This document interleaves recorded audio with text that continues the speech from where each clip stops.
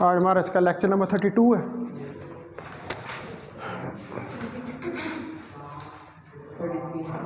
Lecture number 33 है। अच्छा, कल मैंने जो अपलोड किया था उस पर मैंने 32 लिखा हुआ था कि 33 लिखा? ये फिर कोई है ख़राबी इसमें, मेरी और आपकी नंबरिंग में।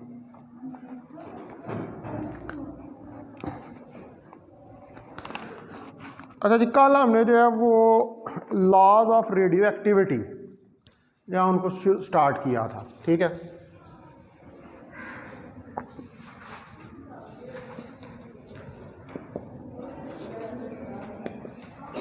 तो आपको मैंने कहा था कि आपने ये पता करके आना है कि पेरेंट की डॉटर ही क्यों होती है, सन क्यों नहीं हो सकता। तो आपने फिर पता किया? मिला नहीं है। सब ने किया पता, सब ने ट्राई की है, तो कोई आंसर नहीं मिला उसका।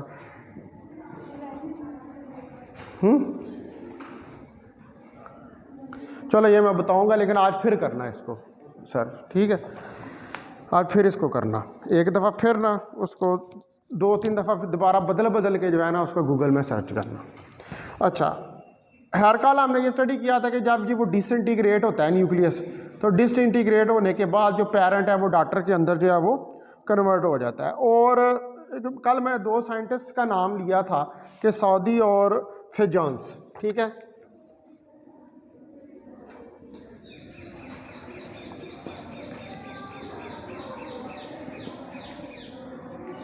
ये 2 साइंसदान थे जिन्होंने डिस्कवर किए थे displacement loss.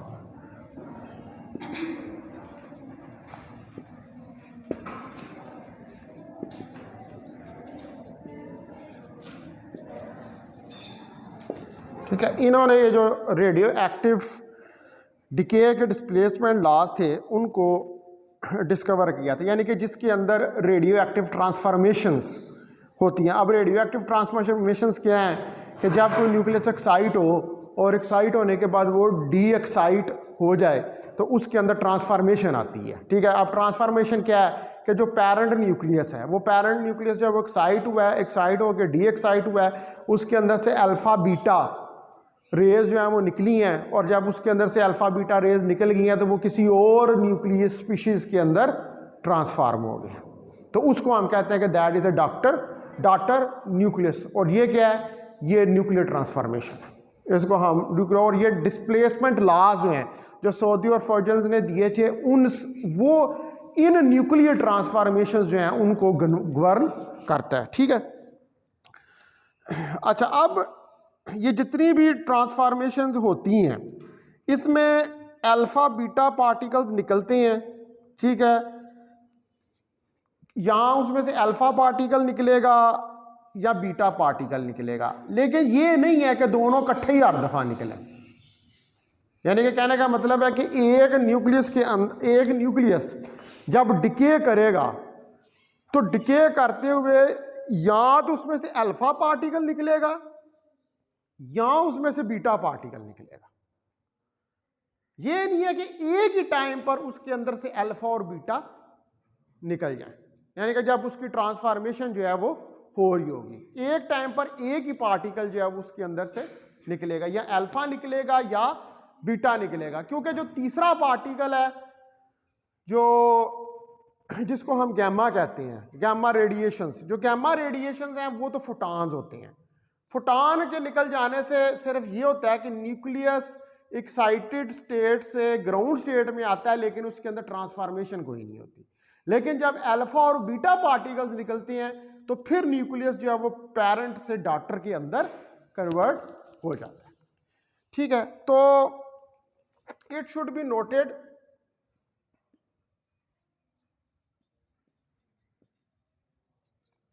In all transformations,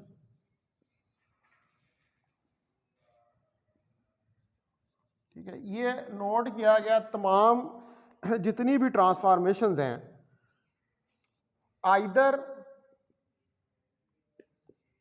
N alpha और beta particle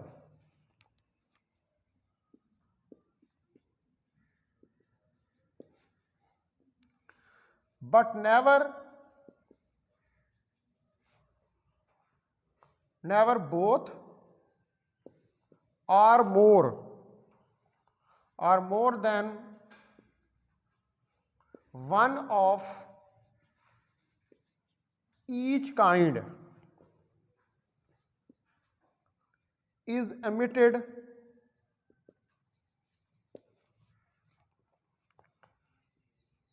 at the time by the radioactive substance.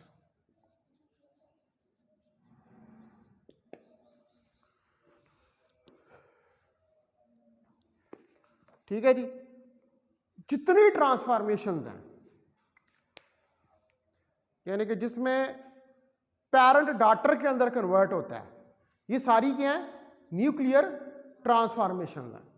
और इनके अंदर कभी भी ऐसा नहीं होता या अल्फा निकलेगा या बीटा निकलेगा, कभी दोनों इकट्ठे नहीं निकलेंगे और ना ही कभी एक काइंड के दो इकट्ठे निकलेंगे। समझ आ रही है बात?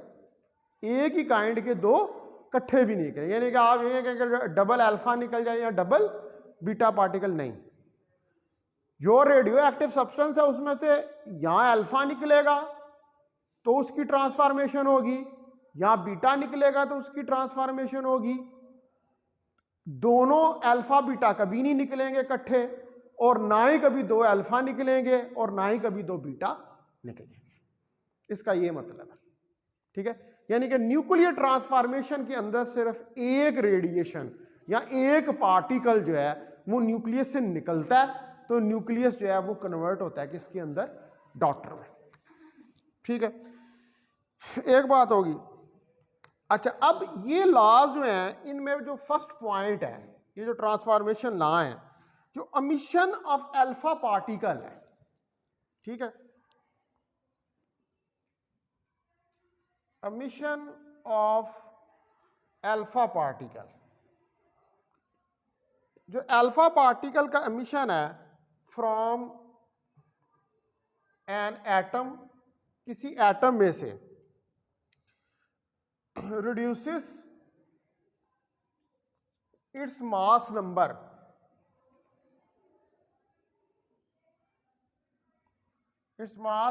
A by 4 units and atomic number Z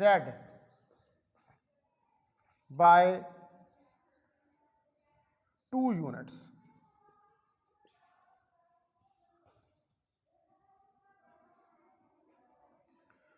ठीक है, यानी कि जब एमिशन होता है अल्फा पार्टिकल का एटम में से, तो ये रिड्यूस करता है उसका मास नंबर 4 से और एटॉमिक नंबर 2 से। तो जब एटॉमिक नंबर 2 से उसका काम हुआ तो इसका मतलब है कि जो आपका प्रोडक्ट एलिमेंट है या जो ट्रांसफॉर्म्ड या डॉटर एलिमेंट है वो 2 स्टेप्स पीछे चला जाएगा पीरियोडिक टेबल में, क्योंकि उसका 2 से एटॉमिक नंबर जो है वो कम हो रहा है। ठीक है, तो the product element moves 2 steps back in the periodic table। तो वो 2 स्टेप्स बैक जो है वो पीरियोडिक टेबल के अंदर पीछे चला, यानी कि 2 जो है वो पीछे मूव कर जाएगा। अगर उसके अंदर से क्या निकलता है?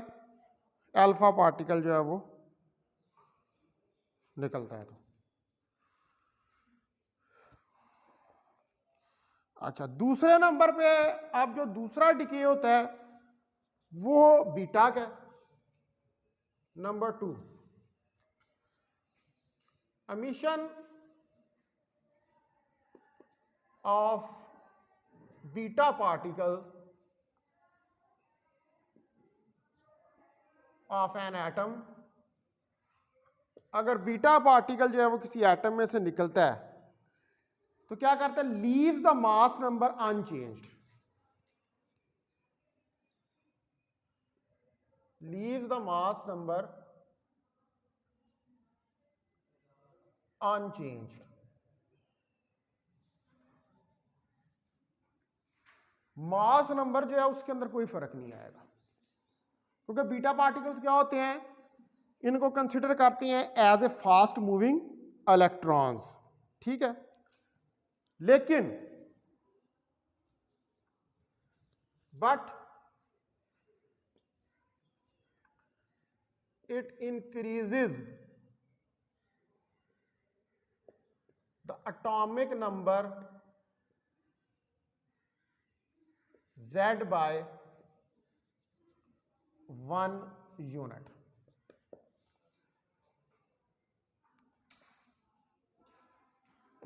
तो इसका मतलब है कि अब जो प्रोडक्ट एलिमेंट होगा वो 1 स्टेप मूव कर जाएगा ahead in the periodic table, ठीक है। So the product element moves 1 step ahead in the periodic table।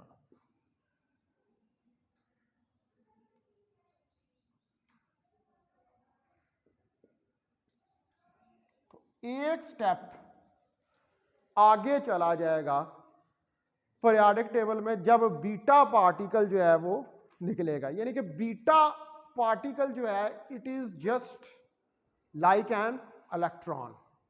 अभी मैं इसकी जाऊंगा डिटेल के अंदर कि क्यों, वो तो पिछला तो हमें समझ आ रहा है कि भाई अल्फा पार्टिकल निकला तो एक चीज बाहर निकल गई है, तो बाहर निकलेगी तो उसमें कमी आएगी।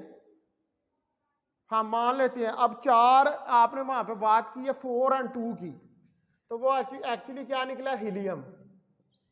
हीलियम जो है it is like a alpha particle, ठीक है। हीलियम जो है उसको एक अल्फा पार्टिकल के तौर पे आप लेते हैं।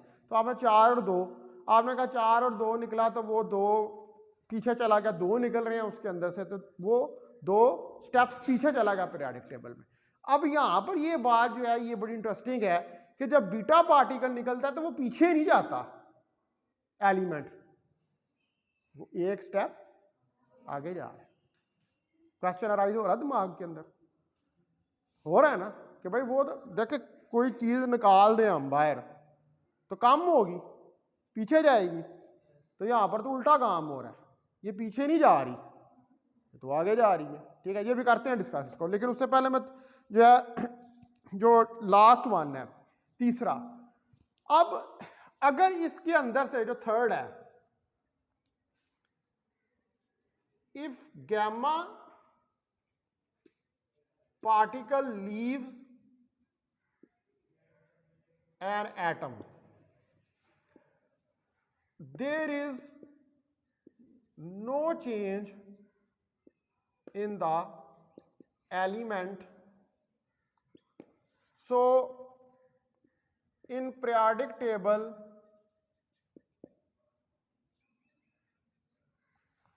its position remain same. लेकिन पीरियोडिक टेबल के अंदर ये, क्योंकि ये क्या है कि ये फोटॉन्स हैं, न्यूट्रल पार्टिकल्स हैं, इनके निकल जाने से एलिमेंट के ऊपर कोई फर्क जो है वो नहीं पड़ता। अब ये जो जितने जो डिफरेंट एटम्स हैं ये क्या करते हैं, ये प्रोड्यूस करते हैं डिफरेंट स्टेजेस ऑफ डिसइंटीग्रेशन, ठीक है। मुख्तलिफ डिसइंटीग्रेशन हो रही, अब ये मुख्तलिफ ही है ना कि कभी अल्फा पार्टिकल निकल रहा है, कभी बीटा पार्टिकल निकल रहा है, कभी गैमा पार्टिकल निकल रहा है। तो ये डिफरेंट सीरीज हैं इनकी।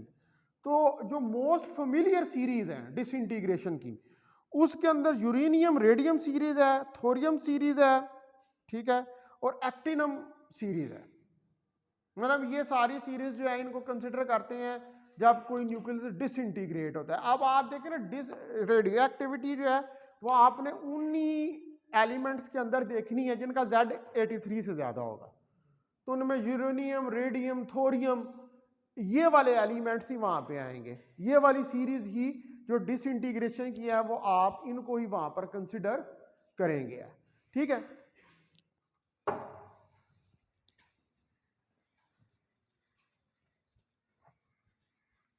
क्योंकि जो स्टेबल ये न्यूक्लियाई जो है ये क्या है, ये ज्यादा अनस्टेबल है। क्यों? इनमें नंबर ऑफ न्यूट्रॉन्स ज्यादा है, नंबर ऑफ प्रोटॉन्स भी ज्यादा है।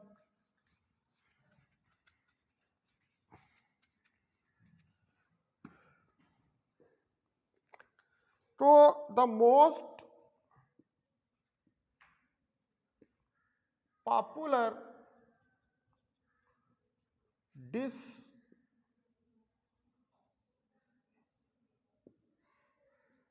Integration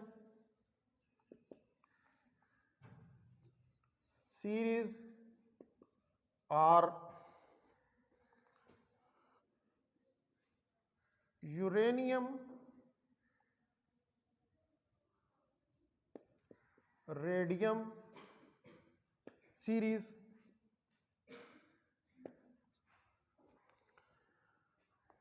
thorium series,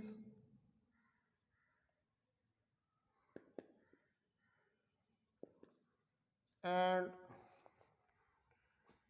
actinum series. ये कुछ फेमस डिसइंटीग्रेशन की सीरीज है, ठीक है। तो ये जो है दो बल्कि तीन बेसिक लॉज हैं न्यूक्लियर ट्रांसफॉर्मेशन के। और ये किन के अंदर न्यूक्लियर ट्रांसफॉर्मेशन देखी जाती हैं? रेडियो एक्टिव सब्सटेंस के अंदर, ठीक है। अब क्या है, अब एक दफा आपको समराइज कर लें। पहला लॉ ये है कि अगर अल्फा पार्टिकल निकलता है तो 4 और 2 का फर्क पड़ेगा, 2 नंबर पीछे जाएगा। बीटा पार्टिकल निकलता है तो 1 नंबर आगे चला जाएगा। अब जरा ये चीज जो है ये, हालांकि इसके एंड के ऊपर हम बीटा डिके को स्टडी करेंगे, लेकिन मैं पहले थोड़ा सा इसका जो है वो बताना चाहूंगा कि ये ऐसे क्यों हो रहा है। देखिए, जो बीटा पार्टिकल है ना उसको हम कहते हैं कि it is like an electron. और आप जब एटम की बात करते हैं तो आप कहते हैं कि न्यूक्लियस का जो Z नंबर है एक्चुअली वो उसका इलेक्ट्रॉन नंबर भी होता है उसका, यानी कि जितने उसके अंदर नंबर ऑफ प्रोटॉन्स हैं न्यूक्लियस के अंदर उतने ही उसके अंदर नंबर ऑफ इलेक्ट्रॉन्स भी होंगे। अब बीटा पार्टिकल का निकलने का मतलब है कि एक इलेक्ट्रॉन निकला है। क्या निकला है? मैंने कहा कि beta particle they resemble to fast moving electrons which have negative charge, जिनके पास नेगेटिव चार्ज होता है। अब बीटा पार्टिकल निकल गया, एक इलेक्ट्रॉन निकल गया। अब ये बीटा पार्टिकल आया कहां से था उसके अंदर, ठीक है। वो जो पिछला है ना उसका भी अल्फा डिके होता है, वो भी कि अल्फा पार्टिकल आया किधर से था उसके अंदर। वो जब हम अल्फा डिके को पढ़ेंगे तो उसमें पढ़ेंगे, लेकिन वहां पे हमें ऊपर ऊपर से ये बात समझ आती है कि वो 2 और 4 पीछे चला जाता है। यहां से हमें ऊपर ऊपर से भी बात समझ नहीं आ रही है कि ये एक से आगे कैसे। अब हो क्या रहा है कि जो बीटा पार्टिकल है वो कहां से, इलेक्ट्रॉन है। एक न्यूट्रॉन, मैंने कहा कि मास नंबर चेंज नहीं होता, ये जरा गौर से बात सुननी है। मास नंबर चेंज नहीं होता लेकिन एटॉमिक नंबर चेंज हो जाता है। क्यों? एक न्यूट्रॉन कन्वर्ट होता है प्रोटॉन के अंदर।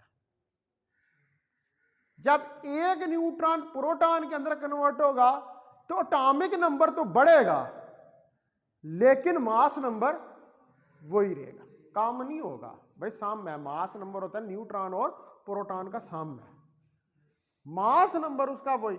अब जब एक न्यूट्रॉन प्रोटॉन में कन्वर्ट हुआ तो एक बीटा पार्टिकल न्यूक्लियस से बाहर निकला। ठीक है, यानी कि बीटा पार्टिकल कैसे निकलता है? जब एक न्यूट्रॉन उसके अंदर प्रोटॉन में कन्वर्ट होगा तो एक बीटा, क्योंकि प्रोटॉन एक इलेक्ट्रॉन के रिजेंबल्ड है, क्योंकि जितने नंबर ऑफ प्रोटॉन्स हैं उतने ही वहां पर इलेक्ट्रॉन्स भी हैं। तो बीटा ट्रांसफॉर्मेशन कैसे होती है? एक न्यूट्रॉन एक प्रोटॉन के अंदर कन्वर्ट हो जाता है। तो हम इसलिए कहते हैं कि Z एक से बढ़ गया। जाहिर बात है ना, एक न्यूट्रॉन प्रोटॉन में बढ़ा तो एटॉमिक नंबर क्या हो रहा है? एटॉमिक नंबर इंक्रीज हो रहा है, एटॉमिक नंबर जो है वो बढ़ रहा है। तो फिर एक से वो स्टेप आगे चला जाएगा। ठीक है, ये अभी मैंने थोड़ा सा बता दिया। इसका भी बीच में होता है कि इसमें एंटी पार्टिकल्स भी निकलते हैं, law of conservation of energy भी लग रहा आता है बहुत, वो अभी जाके मैं एंड के ऊपर जब बीटा डिके पढ़ाऊंगा तो फिर उसमें बताऊंगा। लेकिन आपको यहाँ पर मैंने ये चीज़ बता दिया कि एक्चुअली हो क्या रहा है इसके अंदर। अच्छा, उसके बाद आगे यूनिट्स जो हैं, ये तो हो गए रेडियो एक्टिव लॉज, ट्रांसफॉर्मेशन के जो लॉज हैं। अब यूनिट्स ऑफ रेडियो एक्टिविटी,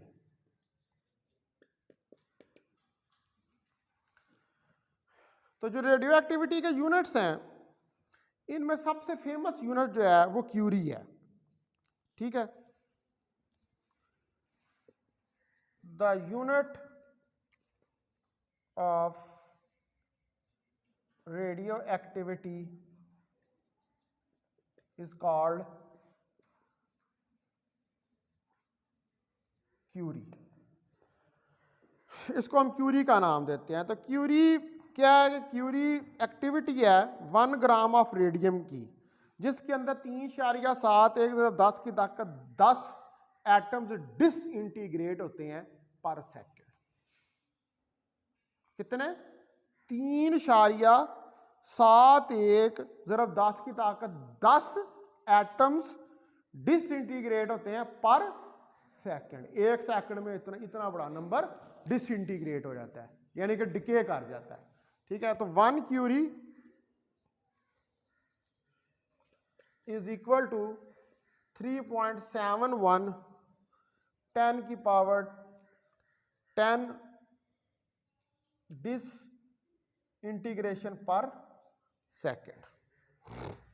और 1 माइक्रो क्यूरी जो है ये बराबर होती है 3.71 ज़रब 10 की ताकत 7 डिसइंटीग्रेशन पर सेकंड।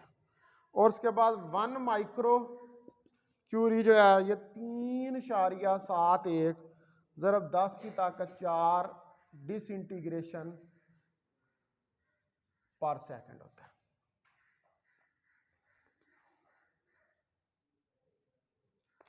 अच्छा, अब मैंने यहां पर शुरू के अंदर एक लफ्ज यूज किया एक्टिविटी। ठीक है, कि ये एक्टिविटी है, एक्टिविटी से आप रेडियो एक्टिविटी का यूनिट जो है उसको डिफाइन कर रहे हैं। अब अगर हम एक्टिविटी को डिफाइन करें,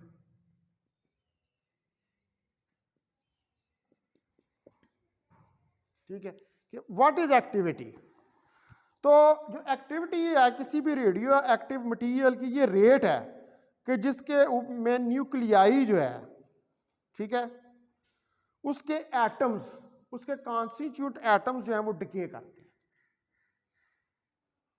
उसके कॉन्स्टिट्यूट एटम्स डिके करते हैं। जो न्यूक्लियाइड है, ये जो न्यूक्लियाई जो एलिमेंट है आपके पास, वो वक़्त कि जिसके अंदर उस न्यूक्लियाई के जितने एटम्स डिसइंटीग्रेट, आप जारी बात है वो न्यूक्लियाई कौन सा होगा, वो रेडियो एक्टिव एलिमेंट होगा, रेडियो एक्टिव एलिमेंट के अंदर ही डिके करते हैं। ठीक है, तो वो जो रेट है, डिके का रेट जो है, rate of decay is known as activity. उसको हम क्या कहते हैं? एक्टिविटी, रेट ऑफ डिके जो है एटम्स का। तो हम इसको डिफाइन कर सकते हैं the activity of any substance, a radioactive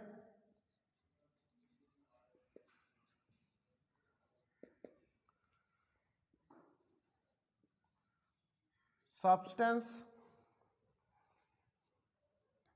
is the rate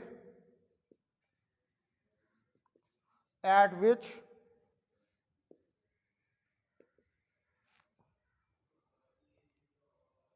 nuclei of its constituents atoms decay। ठीक है, या आप इसको कह सकते हैं द डिके ऑफ एटम्स पर सेकेंड। ठीक है, और the decay of atoms of radio active substance पर सेकेंड। ठीक है जी, तो ये क्या है, एटम्स का डिके होना पर सेकेंड, दैट इज एक्टिविटी। तो इसको हम कहेंगे R minus D N over D T. N जो है ये नंबर ऑफ एटम्स है, आर एक्टिविटी है और टी टाइम है। और नेगेटिव का साइन इसलिए आ रहा है क्योंकि डिके कर रहे हैं, चीज जो है वो डिक्रीज हो रही है, कम हो रही है।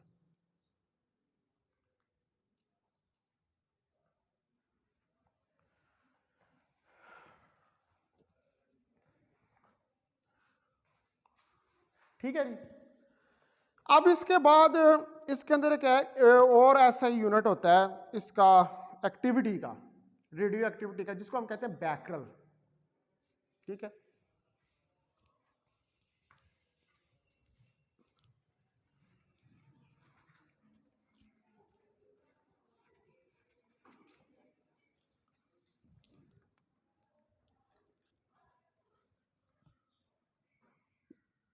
the another unit of radioactivity is known as Becquerel. इसको जो है हम वो बैकरल का नाम देते हैं। और वन बैकरल जो है, ठीक है, और ये जो है ना, ये बैकरल इट इज ए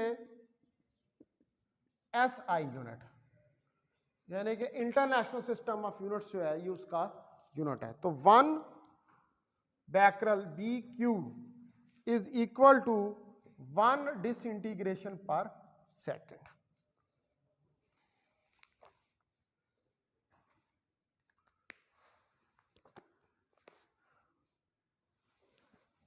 ठीक है जी, तो 1 बैकरल जो है वो 1 डिसइंटीग्रेशन पर सेकेंड के बराबर होता है। अच्छा, अब आपको यहां तक पता लग गया कि रेडियो एक्टिविटी क्या होती है। ठीक है, और रेडियो एक्टिव ट्रांसफॉर्मेशन के लॉज क्या हैं, रेडियो एक्टिविटी के अंदर कौन से पार्टिकल्स या रेडिएशंस निकलती हैं, और रेडियो एक्टिविटी का यूनिट क्या है। ठीक है, एक बैकरल हमने पढ़ा है, दूसरा हमारे पास जो है वो डिसइंटीग्रेशन पर सेकेंड। एक्टिविटी का भी हमें पता लग गया कि रेट जिसके ऊपर एटम्स किसी भी रेडियो एक्टिव सब्सटेंस के डिके करते हैं। अब नेक्स्ट जो इसके अंदर टर्म आ रही है वो आ रही है half life of A radio active element, आधी जिंदगी। हाफ लाइफ का मतलब है आधी जिंदगी। Half life of radio active element. किसी एलिमेंट की, रेडियो एक्टिव एलिमेंट की आधी जिंदगी, इंसान बेचारे के तो नहीं वैसे आधी जिंदगी हो सकती, लेकिन चले वो तो एक दफ़ा मार गया तो मार गया, फिर आधी जिंदगी तो ना हुई उसकी। लेकिन जो रेडियो एक्टिव एलिमेंट है इसकी हाफ लाइफ होती है। अब पहली बात यह है कि हमें रेडियो एक्टिव एलिमेंट की हाफ लाइफ निकालने की जरूरत क्यों पेश आती है? पहली बात ये सुनते ही कि half life of radio active element, ये दिमाग में सवाल पैदा होता है कि भाई हम क्यों, हाफ लाइफ का मतलब आधी, आधा। देखिए कोई भी जो रेडियो एक्टिव एलिमेंट है ना, कोई भी जो रेडियो एक्टिव एलिमेंट है, हमें उसका ये नहीं पता कि वो कब कंप्लीटली डिके करेगा। अब देखें ना, उसके अंदर रेडियो एक्टिव है, बहुत सारे एटम्स हैं, वो एटम्स डिके कर रहे होंगे। यूरेनियम है, यूरेनियम का लार्ज नंबर ऑफ इनफाइनाइट, नहीं पता आपको कितना नंबर है, वो डिके कर रहे हैं। लेकिन आप यूरेनियम की कंप्लीट लाइफ के बारे में इंफॉर्मेशन नहीं दे सकते। आप ये नहीं बता सकते कि कब पूरा यूरेनियम जो है वो, इसको पानी तो है किसी के पास, वाटर, पानी दो इसको, पानी पियो। एक बार याद रखें साथ, मतलब अगर आपको खांसी है ना, कोई मसला है, तो कोई लिक्विड होना चाहिए आपके पास। गले में जब इरिटेशन होती है ना, तो खांसी होती है, तो कहते हैं शहद खाएं या पानी पिएं, उससे वो इरिटेशन ख़त्म हो जाती है। ठीक है, अच्छा, तो बात हो रही थी हाफ लाइफ की। तो मैं ये बता रहा हूँ कि अब यूरेनियम जो है, यूरेनियम का हमें नहीं पता, या रेडियम है या थोरियम है, इनके अंदर लार्ज नंबर ऑफ एटम्स हैं, बहुत ज़्यादा। तो मैं अगर कहूँ कि इसकी कंप्लीट लाइफ कैलकुलेट करो, तो जवाब होगा कि भाई इसकी कंप्लीट लाइफ जो है वो तो इनफाइनाइट होगी। क्या आप बता सकते हैं कि कब पूरा यूरेनियम जो है वो डिके कर जाएगा? हमें क्या पता कब डिके करेगा पूरा। कायनात जब बनी थी, बिग बैंग हुआ था, तो उसके बाद तो पता नहीं कितने रेडियो एक्टिव एलिमेंट्स बन गए थे। ठीक है, उसी वक्त का यूरेनियम भी बना होगा, तो यूरेनियम अभी तक है, अगर है अभी तक, तो इसका मतलब है कि अभी तक डिके कर रहा है। कुछ वैसे एलिमेंट्स ऐसे भी थे कि जो पूरे डिके करके खत्म हो गए होंगे। ठीक है, जब कोई चीज डिके करती है तो इस मतलब है कि वो कम होती है, और जब कोई चीज कम होती है तो इसका क्या मतलब है कि वो खत्म होने की तरफ जाती है। ठीक है, अब हम किसी रेडियो एक्टिव एलिमेंट के बारे में ये प्रेडिक्ट नहीं कर सकते कि वो कब पूरा डिके कर जाएगा। हमें नहीं पता कि उसके सारे एटम्स कब पूरे के पूरे डिके कर, इसलिए फिर हम क्या करते हैं, हम उसके आधे एटमों का जो डिके रेट है उसको निकालते हैं। समझ आ रही है बात? पूरे तो इनफाइनाइट है, पूरे का नहीं हम बता सकते कि कोई रेडियो एक्टिव एलिमेंट कब डिके करेगा। ठीक है, यूरेनियम अभी तक जो है एक रेडियो एक्टिव सोर्स है, लैबों के अंदर होता है यूरेनियम। यूरेनियम से आप एटम बम बनाते हैं, आर्टिफिशियली भी यूरेनियम के आइसोटोप्स बनाए जाते हैं, तो वो तो अभी तक क्या कर रहा है, रेडियो एक्टिव है, यानी कि अभी तक उसके सारे एटम डिके नहीं हुए हैं।